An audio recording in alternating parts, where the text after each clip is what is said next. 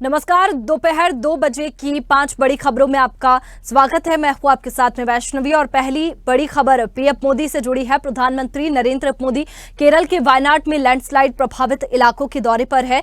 दूसरी बड़ी खबर जम्मू कश्मीर से है, जहां चुनाव आयोग जल्द नई दिल्ली में सुरक्षा एजेंसियों के साथ जम्मू कश्मीर में चुनाव की तारीखों पर फैसला होगा।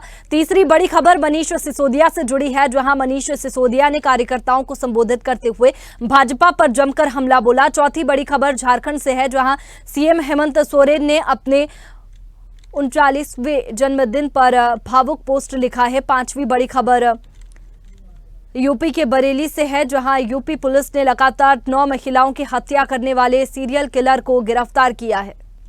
और चलिए पहली बड़ी खबर का रुख करेंगे, जहां प्रधानमंत्री नरेंद्र मोदी केरल के वायनाड में लैंडस्लाइड प्रभावित इलाकों के दौरे पर है। पीएम मोदी सुबह 11 बजे स्पेशल विमान से कन्नूर एयरपोर्ट पहुंचे। कन्नूर से मोदी सुबह 11:15 पर भारतीय वायुसेना के हेलीकॉप्टर से वायनाड गए। उन्होंने रास्ते में लैंडस्लाइड प्रभावित चुरलमाला, मुंडकई और पुंचीरिमटम गांव का हवाई सर्वेक्षण किया। मोदी ने वो जगह भी देखी जहां से 30 जुलाई की तबाही शुरू हुई थी। मोदी का हेलीकॉप्टर वायनाड स्थित कलपेट्टा में एक स्कूल में उतरा, जहां से वे सड़क के रास्ते लैंडस्लाइड प्रभावित इलाकों में गए। मोदी वहां रेस्क्यू ऑपरेशन की जानकारी लेंगे, फिर राहत शिविरों और अस्पतालों में लैंडस्लाइड पीड़ितों और जिंदा बचे लोगों से मुलाकात करेंगे। इसके बाद प्रधानमंत्री अधिकारियों के साथ बैठक करेंगे। पीएम के साथ केंद्रीय मंत्री सुरेश गोपी भी वायनाड गए हैं। वहीं राहुल ने वायनाड दौरे के लिए पीएम मोदी का धन्यवाद दिया है। उन्होंने एक्स पर लिखा कि पीएम के वायनाड जाने का फैसला अच्छा है। मुझे भरोसा है कि जब प्रधानमंत्री लैंडस्लाइड से हुई तबाही खुद देखेंगे तो वह इसे राष्ट्रीय आपदा घोषित कर देंगे। और चलिए इसी पर ज्यादा जानकारी के साथ संवाददाता तनु हमारे साथ में लाइव जुड़ चुकी है। तनु, एक तरफ तो प्रधानमंत्री नरेंद्र मोदी वायनाड के दौरे पर है, जहां पर हवाई सर्वेक्षण उन्होंने किया है, तो दूसरी तरफ राहुल गांधी ने भी उनकी तारीफ की है और धन्यवाद किया है इस निर्णय के लिए। क्या कुछ जानकारी?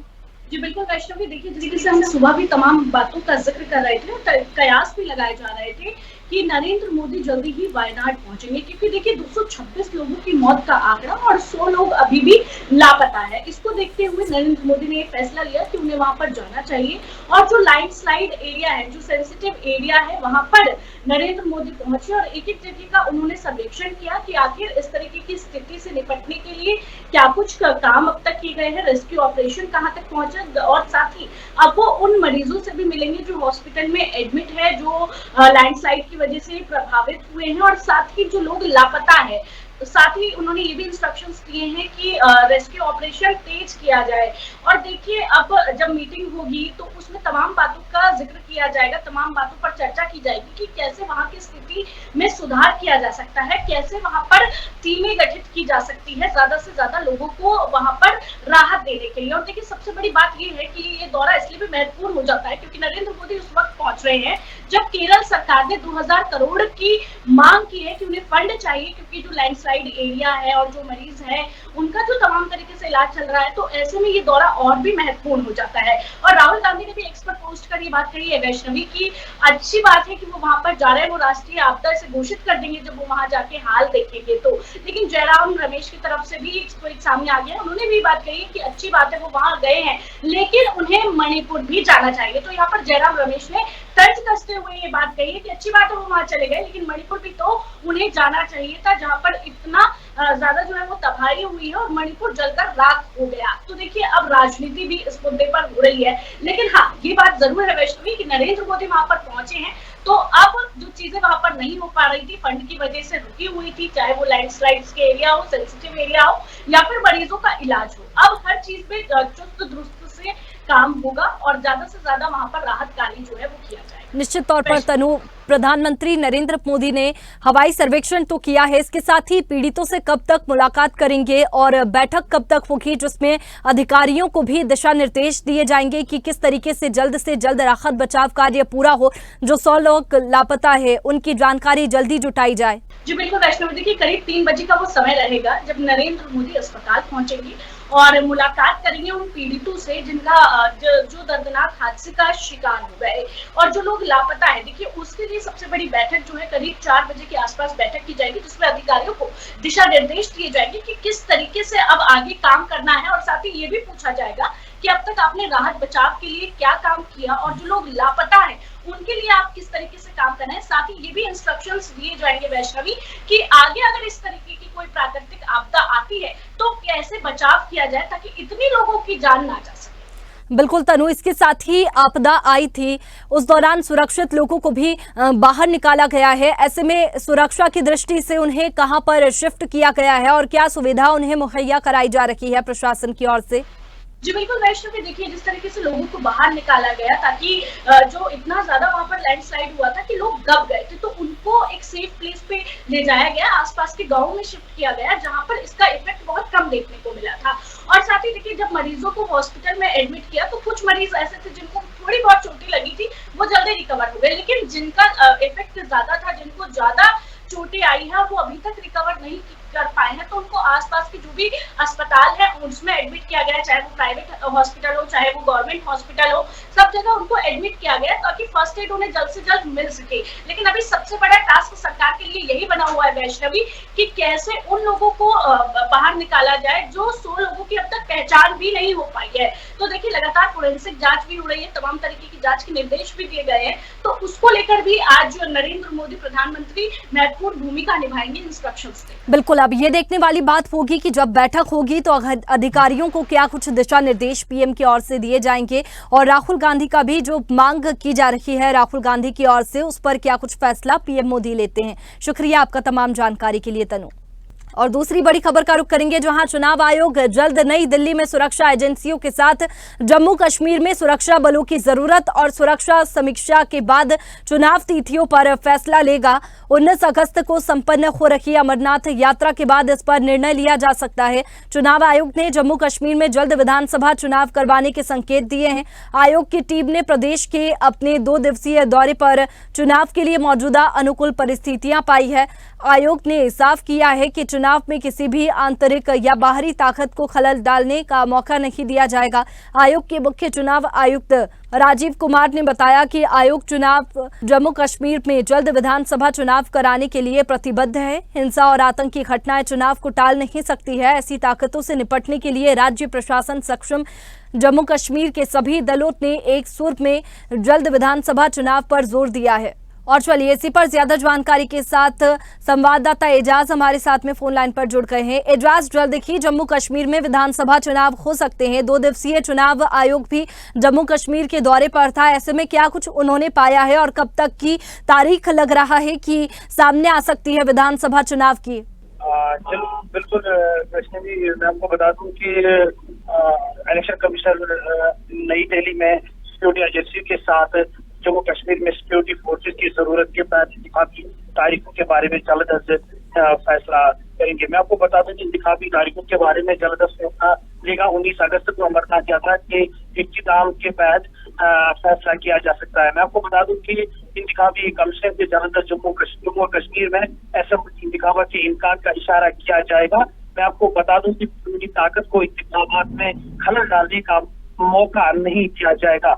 कमीशन के chief election commissioner Rajiv Kumar ने कहा कि इलेक्शन कमिश्नर जल्द ही जम्मू कश्मीर में असेंबली इंतखाबात करने के पर पुरजोर तशद्दुद और दहशतगर्दी के वाक़ात इंतखाबात से गुजरे नहीं कर सकते। मैं आपको बता दूं कि रियासती इंतज़ामात ऐसी कुव्वतों के साथ मामला करने के काबिल है। जम्मू कश्मीर की तमाम जमातों ने जल्द ही इतिहाद में असेंबली इंतखाबात पर पुरजोर दिया है। निश्चित तौर पर एजाज, इसके साथ ही विधानसभा चुनाव होने वाले और पिछले दिनों की अगर बात करें तो आतंकी हमले भी जम्मू कश्मीर में देखने को मिले हैं। कई आतंकी हमले हुए जिसके बाद में सर्च ऑपरेशन भी चलाया जा रहा है लगातार, और विधानसभा चुनाव हो रहे हैं, तो ऐसे में ज्यादा सुरक्षा के इंतजाम करने की जरूरत है और लगातार इसी को देखते हुए चुनाव आयोग भी कुछ व्यवस्थाएं कर सकता है। बिल्कुल रश्मि, मैं आपको बता दूं कि अगर जम्मू की बात करें, जम्मू में दो चार जगह पे आतंकी हमले हुए हों। कश्मीर में अभी तक नहीं हुए, मगर सिक्योरिटी की सख्त इंतजाम की है गवर्नमेंट इंतजामिया ने कश्मीर और जम्मू कश्मीर। चलिए एजाज, शुक्रिया आपका तमाम जानकारी के लिए। और तीसरी बड़ी खबर का रुख करेंगे, जहां दिल्ली के डिप्टी सीएम मनीष सिसोदिया को शुक्रवार को सुप्रीम कोर्ट से जमानत मिल गई है। शुक्रवार शाम को वहां जेल से बाहर आ गए। आज सिसोदिया ने कार्यकर्ताओं को संबोधित करते हुए कहा कि भाजपा ने उन्हें झूठे केस में फंसाया है। संविधान की ताकत से मैं यहां खड़ा हूं। दिल्ली के मुख्यमंत्री अरविंद केजरीवाल भी जल्द बाहर आएंगे। सिसोदिया ने कहा कि अरविंद केजरीवाल का नाम आज पूरे देश में ईमानदारी का प्रतीक बन गया है। भाजपा दुनिया की सबसे बड़ी पार्टी होने के बावजूद एक राज्य में एक उदाहरण नहीं दे पाई है। इसी छवि को बिगाड़ने के लिए ये सारे षड्यंत्र रचे जा रहे हैं। जनता के दिलों के दरवाजे खुले हुए हैं। आम आदमी पार्टी, आप जेल के दरवाजे बंद कर सकते हैं, लेकिन जनता के दिलों के दरवाजे बंद नहीं कर सकते हैं।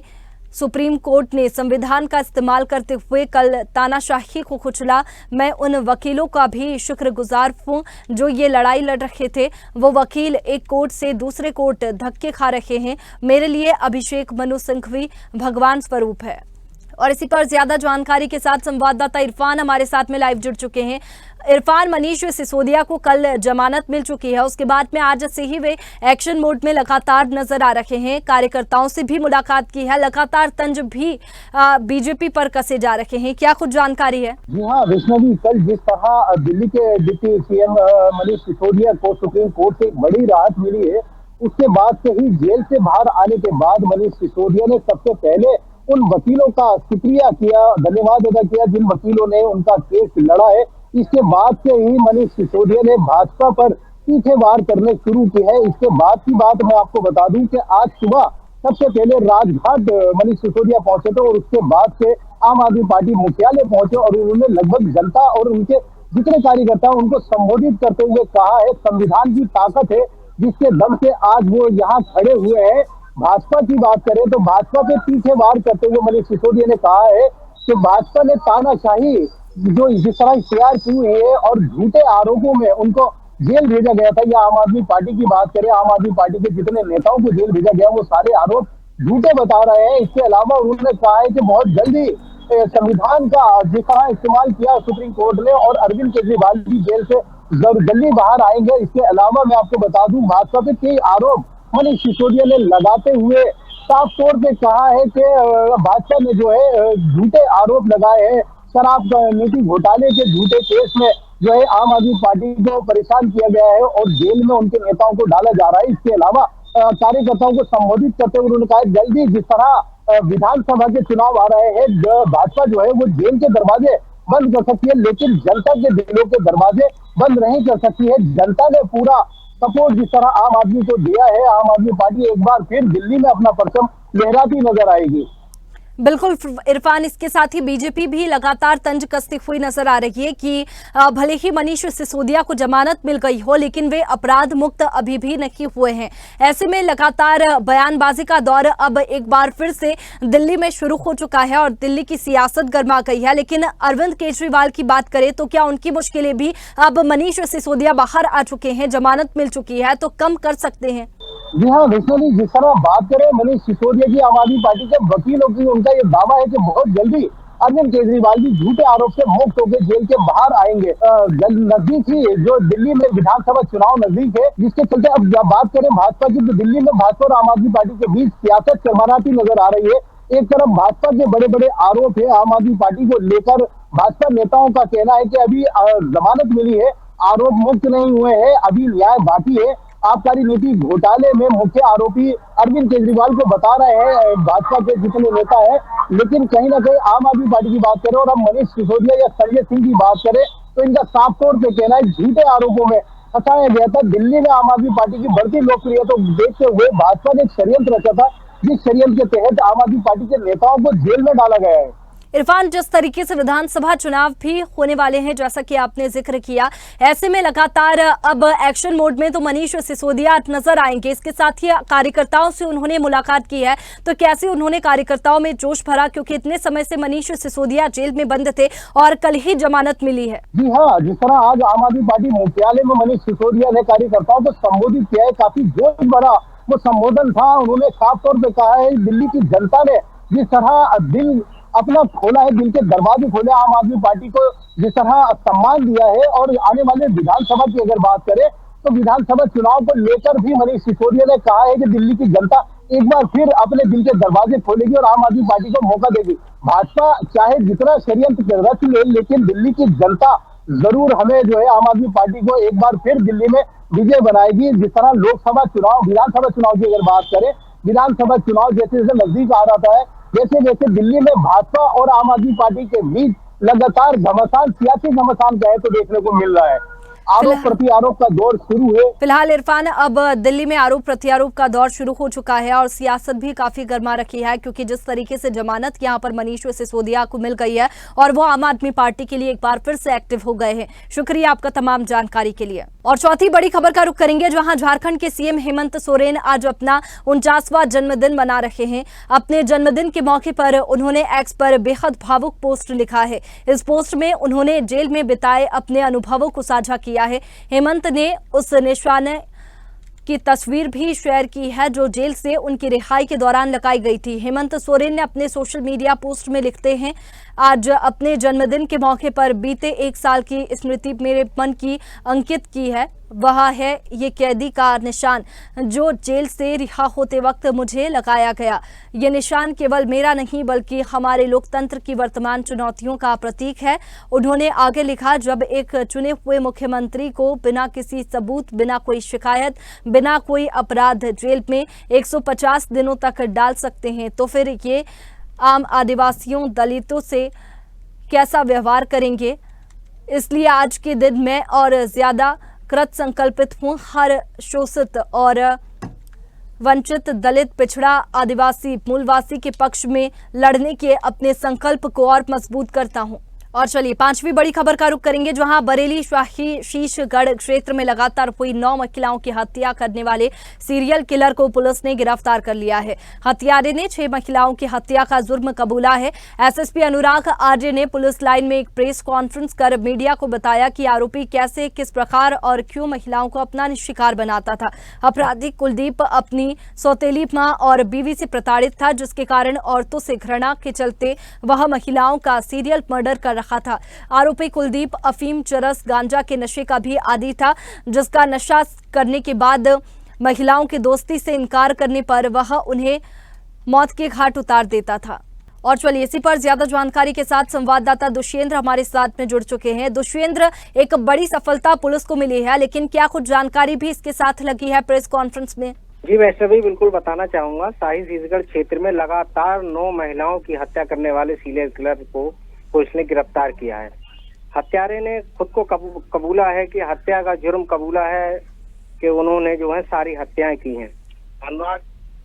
अनुराग आर्या ने पुलिस लाइन में जो है एसएसपी साहब ने पुलिस वार्ता कर मीडिया को जानकारी दी है।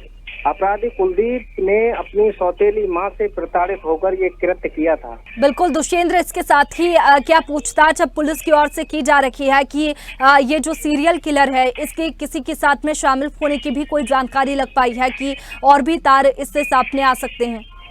जी बिल्कुल मैम, आपको बताना चाहूंगा कि अभी इसमें 2 स्केच और एसएसपी साहब ने जारी किए थे, जिसमें 2 अभी और बाकी हैं जो पुलिस उनमें जो है जांच पड़ताल कर रही है। दुष्येंद्र, जिस तरीके से प्रेस कॉन्फ्रेंस में जानकारी भी दी गई है पुलिस की ओर से कि किस तरीके से ये सीरियल किलर काम करता था और किस तरीके से महिलाओं को निशाना बनाता था, इसको लेकर के क्या जानकारी प्रेस कॉन्फ्रेंस में पुलिस की ओर से दी गई है और कितने समय से ये मर्डर करता हुआ आ रहा है? बिल्कुल मैम, आरोपी कुलदीप जो है अफीम, चरस, गांजा के नशे में धुत होकर ये कृत्य करता था। महिलाओं से बातचीत करता था, दोस्ती का ऑफर देता था और दोस्ती से इनकार करने वाली महिलाओं को मौत के घाट उतार देता था। चलिए दुष्येंद्र, एक बड़ी सफलता यहाँ पर पुलिस को मिली है। फिलहाल शुक्रिया आपका तमाम जानकारी के लिए। फिलहाल बुलेटिन में इतना ही। तमाम खबरों के लिए आप बने रहिए स्वदेश न्यूज के साथ, सबसे पहले देश।